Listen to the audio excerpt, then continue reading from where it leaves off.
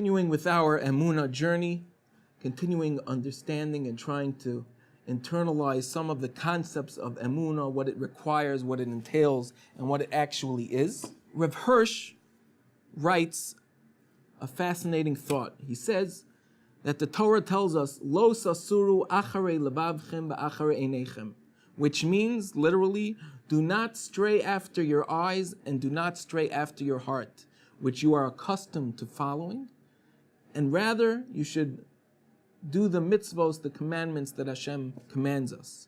So the simple way of understanding this mitzvah, this commandment in the Torah, is that the Torah is telling a person to control what he looks at, to control what his eyes gaze at, and not look at inappropriate things, not look at things that are considered pretzos, that are considered improper or inappropriate. That is the simple understanding. But Rav Hirsch, in his brilliance, says a fascinating insight into human understanding and human psychology.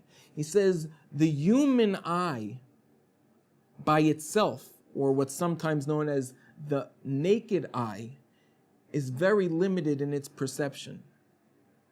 It is only with knowledge attached or connected with vision that he can see more clearly, that he can see more depth. For example, if you have an animal doesn't see a table as a table. It sees it as a piece of wood. It cannot see it for what it is. It is only with the knowledge that there exists something called a table that a person or somebody with intellect can connect to the deeper understanding of what actually his eyes see. You can only perceive certain things when your intellect, in combination with your vision, go together, and they give you a much more developed vision, a much more developed picture of what you're actually seeing with your eyes. So Rav Hirsch learns that when the Torah tells us not to stray after our eyes, what that is really saying is, don't limit your vision to what your eyes see. Use your mind's eye. Use your intellect together with your vision to understand that there's something else much greater going on. Let's give a small example. Wind. Wind is not something that you can see. Wind is air moving. But when you see what it does, and knowing that a second ago, this little feather or piece of dust that was over here is now over here, so your mind and your eye work in tangent, and they help you internalize that there's some force called wind, and it's blowing something from one place to the other. That's the intellect with the eye together that gives you a completely different picture. Another example is seeing love or seeing unity between two people. It's not, in essence, a physical concept. You can't necessarily see that two people are in love with each other, but knowing that there exists something called love, knowing what love is, and knowing the way that people love each other would look at each other, that will enhance your vision to be able to see much deeper into the world. So Rav Hirsch learns that when the Torah says, don't stray after your eyes, what the Torah is telling us is, don't look at the world with the limited, restricted vision of the naked eye. Use the mind's eye to see much deeper, to conceptualize much more powerful things, much more deeper things, much greater things. This is very important. This is extremely critical to understanding the concept of emunah, because our limited vision, our limited eyesight prohibits or restricts us from being able to see or to know God.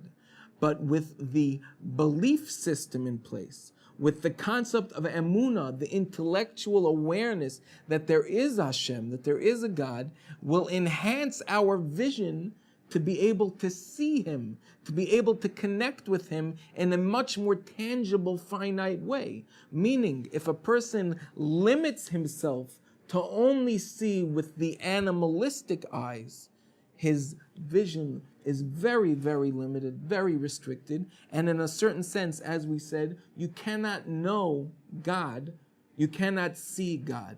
But when you connect it with emunah, when you connect it with belief, or with as much yediyah, as much knowledge as possible, that together with your emunah will give your eyes a new perception, a new, deeper vision, and that will help you see God's hand in the world.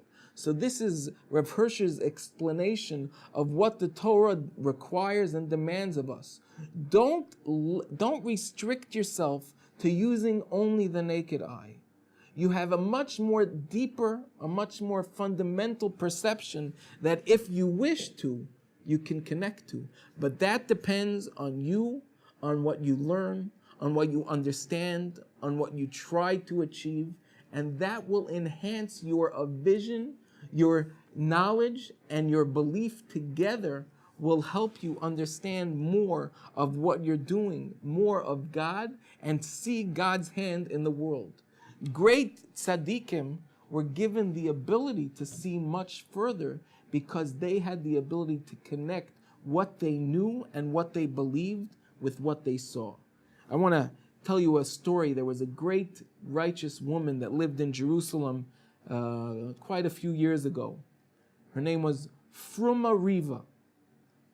She was a very special woman, and she used to pray to God. She said, God, with the eyes that you have given us, we are too limited to be able to see your kindness and your glory.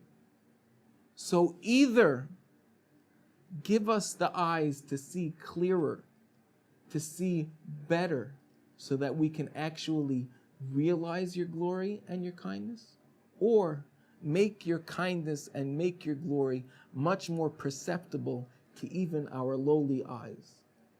This was her prayer. Hashem, Hareinu Hashem Chastecha. Show us your kindness. Show us your glorified goodness that you constantly do, but we sometimes cannot see it. She said, either help us with our eyes that we have, our limited vision, help us see it, or enlighten our eyes so that we can see your greatness. I believe that these two sides of a coin are very crucial for anything in general as far as understanding is concerned. Realizing that in a certain sense we are limited, we are restricted.